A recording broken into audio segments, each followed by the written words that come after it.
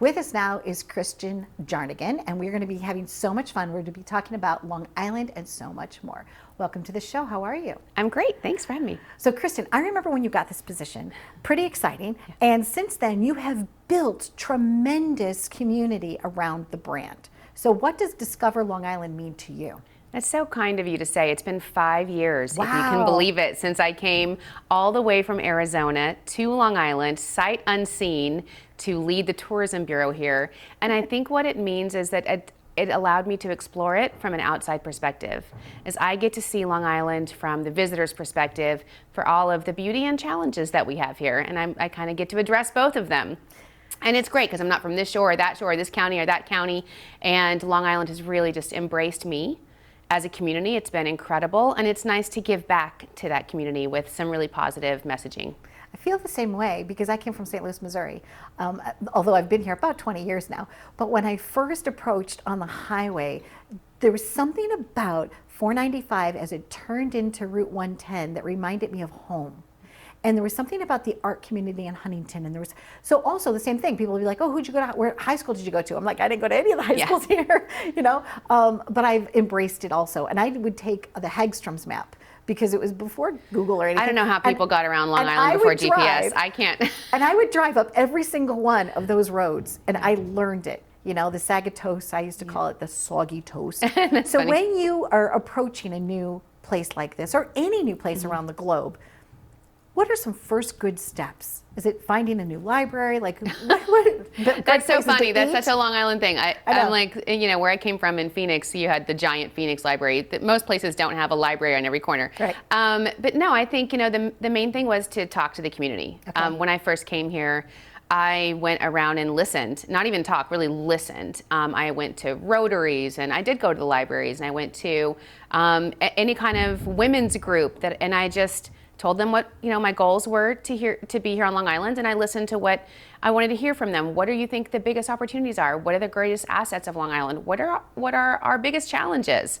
And everybody says taxes and traffic, but you know, visitors don't care about that. No. I mean, they don't care how much you pay in taxes. They want to come to our playgrounds. Right. And you know, it was great. It's been a great opportunity for me to share with Long Islanders that, you know, tourism and visitors, we are here for the residents. Mm-hmm. The whole reason we exist is to generate jobs and tax revenues for residents. So for example, last year, we're talking $740 million in tax revenue generation.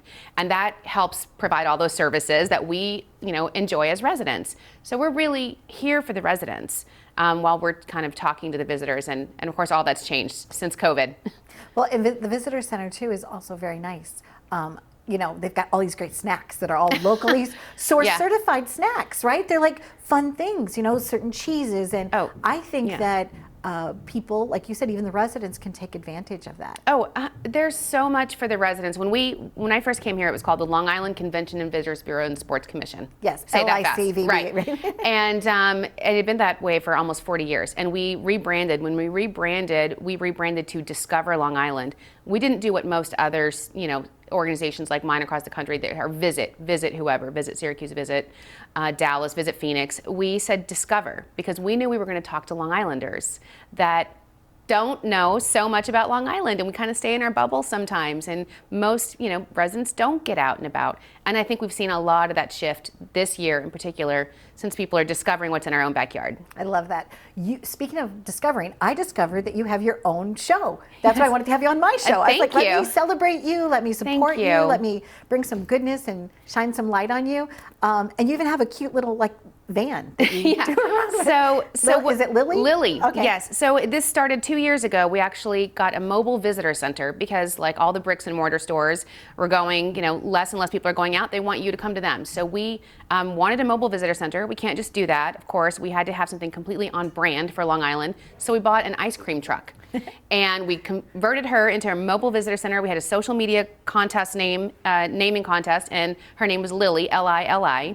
And so she goes around to all these different events. But what happened during COVID is, of course, we're not having events.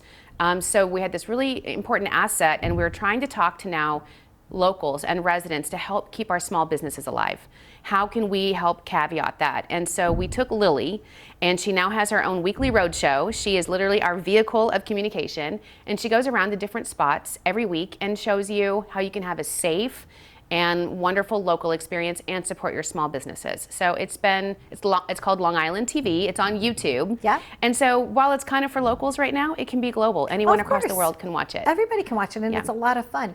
I was doing a little bit of day tripping with Donna. We went down to Babylon, and I went to Glenn's Diner, and then went here and there, and it had so much fun. So if you ever want, a co-pilot with you to go, Okay. I would love to go on a day trip with you. It's so fun. And then we also, just so you know, we just launched our first podcast. Great. Because we're trying to be anywhere and everywhere where people are consuming content and be there in that space so they can get our information. So our podcast is called Long Island Tea, Okay. where we spill the tea about what it's really like to live on Long Island. It's not just about tourist information. We talk about music on Long Island. We just talked about our last episode, all of the small towns and villages that most people have no idea that Long Island is made up of all these small towns. They know it's Long Island.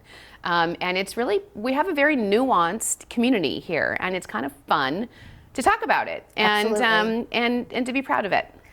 I feel like our community is a Renaissance community because it's really the melting pot. We're just at the footsteps, from New York City, but so many people, it has a rich tradition and a heritage. There really is no place like it. And the reason I wanted you to share with that is your passion is that because everywhere around the globe, if they look to you as being a leader, they could do the same thing in their community. That's true. And I think we have a lot of the same qualities where I like to always lead with positivity and optimism.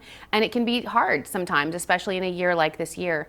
But I think if you approach everything with a can-do and kind of a solutions-based attitude, everywhere you go, there's going to be problems, there are going to be challenges. Here on Long Island is no different. But when we go to these meetings with the community members, we listen. And then we say, okay, how can we help? And we try to fill whatever void that is. And right now it's really shop small, helping the small businesses and making sure that we're letting people know that they can get out safely and that we're here to support the residents. Lovely. Speaking of support, when you were in Arizona, did you ever root for the Cardinals? I did. Did I you saw know them that the the other Cardinals, yeah. I was going to say, used to be in St. Louis, Missouri? Right. I saw their game the other day. Okay. I was like, with the Hail Murray, I don't know if you saw that Yes. last, I was like, if you don't believe in miracles right now, right, just watch that Cardinals game with Hail Murray. Yeah, it's, of course, it's fun to see. All my friends and relatives still live in Arizona, so I still have a lot of ties there. But it's been great. It's been wonderful for them to come here. Every time they come here, they're like the water, the fall colors. I mean, they come here and they love Long Island so much, just like I do. And sometimes I was in a typical Long Island conversation. I'm in the Right. parking lot, I have Arizona State. I'm a big Arizona State person, so I have a license plate. Someone's like, are you from Arizona? Of course, I'm doing the terrible, he did this Long Island accent. You from Arizona? And I said, yeah. He goes, why would you move here?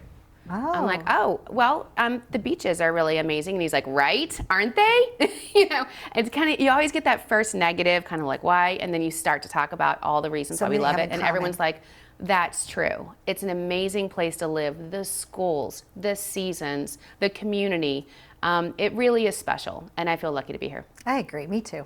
Well, thank you very much for joining us. And like I said, I just wanted to have you on just to celebrate the good things that you're doing for the community, because we need that. We need those cheerleaders in life that stand up and say, we're here, right? Life can be good, right? It's what we make of it. So thank you very much, Kristen. Thank you for having me, Donna. We hope we inspired you and your community to just take part in collecting ideas and thoughts and celebrating the goodness in your community. Thanks for watching.